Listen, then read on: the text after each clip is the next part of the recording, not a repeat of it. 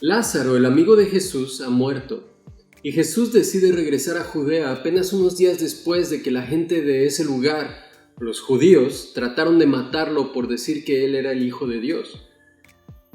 Regresar a Judea entonces representa un gran peligro para Jesús, porque si los judíos todavía estuvieran buscándolo para matarlo, entonces cuando lo vieran seguramente no le darían nuevamente la oportunidad de escaparse como lo hizo la última vez. Todos los discípulos se encuentran muy preocupados por la resolución de Jesús de volver a Judea tan pronto, porque pues la muerte de Lázaro es muy triste y todo, pero perder a Jesús sería devastador para ellos. Lo que es importante notar es que Jesús no solamente evalúa el riesgo que él tendría que correr por ir a ayudar a sus amigos Lázaro, María y Marta. Si así fuera, entonces Jesús simplemente estaría siendo imprudente. Pero Jesús también evalúa el riesgo que correría la fe de María y de Marta si él no se presentara para ayudarlas en estos momentos tan difíciles en sus vidas. Y Jesús decide que la fe de dos personas es más importante que su propia seguridad. Esta es una imagen increíble de su amor hacia todos nosotros, porque de la misma manera, aun a pesar de ser Dios, no fue indiferente al riesgo que corrían nuestras propias almas de morir eternamente, y decidió que era más importante salvarnos que evitar su propio sufrimiento, y atravesando el tiempo y el espacio vino al mundo para mostrarnos su amor y nos salvó de la muerte bajo el costo de su propio dolor. Pero volviendo a la historia, uno de los discípulos, llamado Tomás, al ver que Jesús está decidido a regresar a Judea, se levanta en medio de todos los demás y les dice: vayamos también nosotros para morir con él. Eso es todo. Nunca antes se había mencionado algo sobre este discípulo Tomás en la Biblia, excepto que era uno de los 12 que Jesús escogió. Ni tampoco la historia que estamos leyendo nos dice nada más acerca de Tomás en este momento, ni sobre la respuesta de los demás discípulos o de Jesús hacia sus palabras, ni tampoco nos dice que fue gracias a las palabras de Tomás que todos decidieron regresar a Judea. Si ellos regresaron a Judea, pienso que fue porque Jesús fue quien les dijo primero que tenían que regresar, y no porque Tomás les dijo que fueran para morir. De hecho, lo que es más, la Biblia ni siquiera nos dice si todos los discípulos, o al menos algunos de ellos, regresaron o no con Jesús. Simplemente asumimos que así fue porque Jesús les dijo que tenían que regresar y que la muerte de Lázaro tenía como propósito que ellos creyeran de verdad. Pero pudo haber sido diferente, realmente no lo sabemos ni podemos saberlo. Pero entonces, ¿para qué aparecen estas palabras de Tomás en la historia? ¿Cuál es la enseñanza que podemos obtener de ellas? Analizando la expresión de Tomás me parece de hecho un tanto impulsiva. En primer lugar, porque Jesús en ningún momento afirmó o negó el hecho de que si regresaba a Judea iban a matarlo. Y de hecho, más adelante en la historia nos damos cuenta que efectivamente Jesús no fue asesinado por regresar a Judea en este momento. Al contrario, muchos judíos llegaron a creer en él gracias a las cosas que hizo mientras estuvo de vuelta entre ellos. Así que la idea de regresar junto con Jesús para morir con él expresa que Tomás ya estaba resignado a que Jesús iba a ser asesinado en cuanto regresara. Y esta asunción podría ser justificada si pensamos que el problema que hubo entre Jesús y los judíos no fue cualquier cosa. Realmente estuvieron a punto de matarlo, a no ser porque él se les escapó. Pero es interesante observar cómo muchas veces, debido a nuestras experiencias pasadas, nos mentalizamos e incluso nos resignamos al peor escenario posible y perdemos de vista nuestro propósito, nuestra misión, nuestras metas, por enfocarnos en las probabilidades de que lo peor pueda suceder. Tomás no dijo: vamos junto con Jesús para ver a María y a Marta y a Lázaro y descubrir el propósito de Jesús en la muerte de Lázaro. No, él dijo: vamos también nosotros para morir junto con Jesús. ¿Te das cuenta? Déjame preguntarte esto. ¿Cuántas veces te has quedado sin dormir por la ansiedad de aquello que podría suceder? ¿Y cuántas veces ha pasado exactamente lo que tú pensabas? ¿Cuántas veces has pensado en pedir un aumento en tu trabajo, pero no lo haces por creer que de todos modos te lo van a negar? ¿O cuántas veces has planeado comenzar un nuevo negocio, pero no lo llevas a cabo porque seguramente no va a funcionar? ¿O cuántas veces has pensado en hablar con esa persona con la que discutiste hace tiempo o tuviste una diferencia para arreglar las cosas, pero no lo haces porque seguramente no te va a escuchar, ni te va a perdonar, ni va a servir de nada? No hay nada de malo en prepararse para el peor escenario posible, pero creer en el peor escenario posible nos vuelve negativos y derrotistas, nos paraliza y nos distrae por completo de los milagros que Dios tiene para mostrarnos.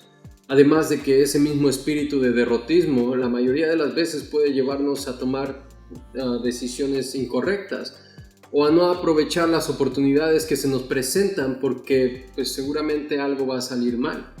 En segundo lugar, me parece interesante que todos los comentarios bíblicos que pude leer sobre la expresión de Tomás alaban la lealtad de este discípulo hacia Jesús o su gran amor hacia su maestro. Porque sin pensarlo dos veces estuvo dispuesto a ir también con Jesús y sufrir el mismo destino que él, en este caso la muerte. Esto me mueve a creer que muchas veces como cristianos tratamos de idealizar demasiado las respuestas y las actitudes de los personajes bíblicos porque están en la Biblia. Y nos olvidamos que uno de los propósitos de las Escrituras es darnos sabiduría y entendimiento sobre nuestra propia realidad humana a través, mayormente, de los problemas de carácter y personalidad de los mismos personajes bíblicos.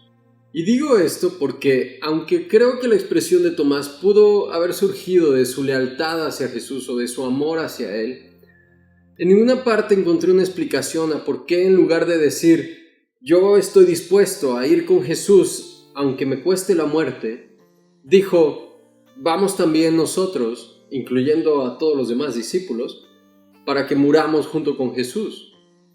Y es que me parece muy noble de Tomás que esté dispuesto a morir junto a su maestro, pero ¿por qué incluir necesariamente a todos los demás discípulos dentro de su decisión personal? El hecho de que Tomás quisiera morir junto con su maestro no era un mandamiento que Jesús le hubiera dado a Tomás o algo que Dios le hubiera pedido a las personas en algún momento, sino más bien fue una decisión subjetiva o personal, basada en sus propias ideas, emociones y pensamientos. Y definitivamente no podemos tratar de imponer este tipo de decisiones sobre la vida de las demás personas. Y aquí tengo que hacer una necesaria aclaración porque podríamos entrar en el dilema de pensar que entonces no podemos decirle a nadie lo que debe o no debe hacer, incluso cuando nos sintamos o estemos moralmente obligados a decírselo, usando la excusa de que lo que los demás hagan con su vida no es de mi incumbencia. Y ese tipo de pensamiento es peligroso porque puede llevarnos rápidamente a tolerar injusticias en contra de nosotros mismos o de las demás personas en nuestro deseo por no meternos en las decisiones o en la vida de las demás personas. Pero más bien, la idea que quiero expresar es que podemos y de hecho debemos enseñar valores morales objetivos a las personas que siguen nuestro ejemplo, pero al mismo tiempo necesitamos entender que cada uno de nosotros tenemos un camino distinto dentro del plan de Dios. Por ejemplo, mientras dos personas pueden amar a Jesús y a su palabra de la misma manera, uno podría sentir la necesidad de entregar su vida como mártir del Evangelio, yendo a defender la fe en algún lugar hostil hacia la palabra de Dios, mientras que el otro podría sentir la necesidad de ir a predicar alrededor del mundo hasta que muera siendo viejo. ¿Alguno de los dos estaría mal en su decisión? No, para nada. El problema viene cuando alguno de los dos quiere obligar al otro a tomar el mismo camino que él. Y esto es precisamente lo que está haciendo Tomás, ya que básicamente lo que está diciendo es: yo estoy dispuesto a ir a morir por Jesús, pero solamente si todos vamos y morimos juntos con Él. Recuerdo hace un par de años que comenzamos un nuevo proyecto en mi trabajo, un edificio de 7 pisos, y al principio el trabajo era muy pesado para todos porque no había un medio a través del cual pudiéramos llevar todos los materiales y herramientas hasta el último piso más que cargándolos físicamente. Y así fue durante mucho tiempo, hasta que un día por fin pudimos tener acceso a vehículos para poder llevar todas las cosas a través del edificio. Pero un día volvieron a cerrar el acceso a los vehículos, y ese día había 2 personas que tenían que ir a hacer un trabajo hasta el 7º piso. Cuando yo les dije que no había acceso a vehículos y que iban a tener que cargar todas las cosas hasta arriba, rápidamente uno de ellos reclamó, diciendo: ¿qué? ¿Tenemos que llevar todo cargando hasta el 7º piso? Pues que los demás nos ayuden. Somos muchos, a ver cuántos somos. Somos 8, que nos ayuden. Como expresando que había cierta injusticia en el hecho de que solamente ellos ese día tuvieran que subir todas las cosas y cargar todo hasta el último piso del edificio. Así que lo justo era que todos los demás les ayudaran a llevar las cosas, no como un favor, sino como su responsabilidad, prácticamente. Así que yo le dije: no, brother, no es responsabilidad de ellos ayudarles. Ni modo. A ustedes les tocó trabajar allá arriba y ni hablar, van a tener que llevarse todas sus cosas. Sí que esta persona se fue muy molesta y de hecho no se llevó nada, sino que dejó que su ayudante se llevara todo él solo. Esto es básicamente lo mismo que sucede aquí con Tomás. Él siente en su corazón una motivación de lealtad y amor hacia Jesús que lo mueve a ir y morir junto con él. Pero al mismo tiempo le parece injusto que solo él muera junto con Jesús. Así que dice: oigan, vamos todos a morir junto con Jesús, ¿ok? Para mostrar nuestro amor y nuestra lealtad hacia Él. Yo no soy el único seguidor de Jesús aquí. Digo, ¿cuántos somos? Somos 12, ¿eh? Es injusto que yo vaya solo. Pero cuando de verdad vinieron a arrestar a Jesús y todos salieron corriendo, Tomás también se olvidó de su amor y su fidelidad y terminó huyendo, igual que todos los demás. Me parece muy interesante esta actitud porque me recuerda a esas personas que dicen, por ejemplo: a ver, vamos a cooperarnos para ayudar a este amigo que está en el hospital. Yo voy a dar 200. A ver, ¿cuánto van a dar ustedes? ¿Cuánto vas a dar tú? ¿50? ¿Y tú? ¿50 también, nomás? Ok, ¿tú? ¿No? Oh, ¿50? Ah, no, pues entonces yo también nada más doy 50, ¿verdad? Y todavía dicen que es injusto que solamente yo dé 200. Pero, ¿cómo podría eso realmente ser injusto? ¿Cómo podría ser injusto que tú tengas mayor generosidad o mayor capacidad para dar que alguien más? Si tú sientes en tu corazón que deberías hacer algo porque Dios te puso en ese camino y tienes la capacidad de hacerlo, eso no obliga necesariamente a nadie más a hacer lo mismo, ¿cierto? Pero tenemos tanta fijación con la igualdad que muchas veces, aunque tengamos la motivación y la capacidad de hacer algo, no lo hacemos porque pensamos que sería injusto que nadie más haga lo mismo que nosotros. Y el día que hacemos algo sin querer, más que los demás, o algo que los demás no agradecieron al menos, nos volvemos inmediatamente policías de la igualdad y nos enojamos contra todos. Y en vez de pedir la ayuda o el apoyo de las demás personas, les exigimos que se pongan al corriente con lo que yo ya hice. Yo ya me cansé trabajando, ahora te toca a ti cuidar a los niños. Yo ya recogí, ahora te toca a ti limpiar. Yo ya trabajé muy duro ayer, ahora te toca a ti hoy. Yo ya ayudé, ahora les toca a ustedes ayudar. Pero curiosamente, esta búsqueda de la igualdad pareciera trabajar en una sola dirección. Por ejemplo, en mi trabajo he escuchado 1,000,000 de veces cosas como: oye Andrés, hoy me tocó estar haciendo a mí el trabajo pesado. Yo creo que mañana le debería de tocar a los demás, ¿no crees? Porque, pues, yo creo que a todos les debería tocar estar haciendo eso y no solo a mí. Pero jamás, nunca jamás he escuchado a esas mismas personas decirme algo como: oye Andrés, pues, hoy a mí me tocó el trabajo fácil. Hoy el día estuvo muy tranquilo para mí.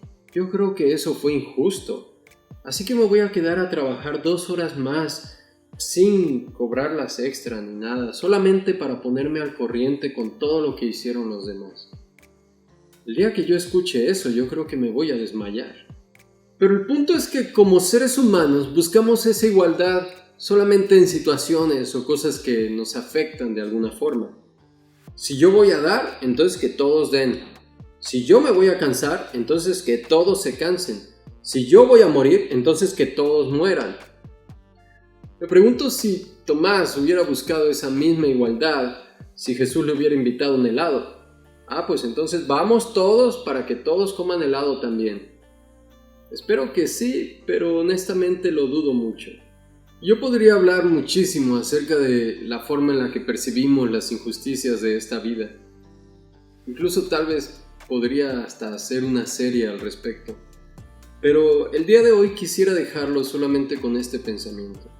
Cada persona tiene una vida distinta y por lo tanto también un propósito distinto y particular en este mundo. Y la recompensa de nuestras buenas obras o nuestras buenas actitudes no está en que todos los demás hagan lo mismo que nosotros, sino en saber que estamos siendo obedientes a lo que Dios pone en nuestros corazones para hacer a través de su palabra. Así que cambiemos hoy nuestra mentalidad y seamos obedientes al propósito que Dios nos ponga delante.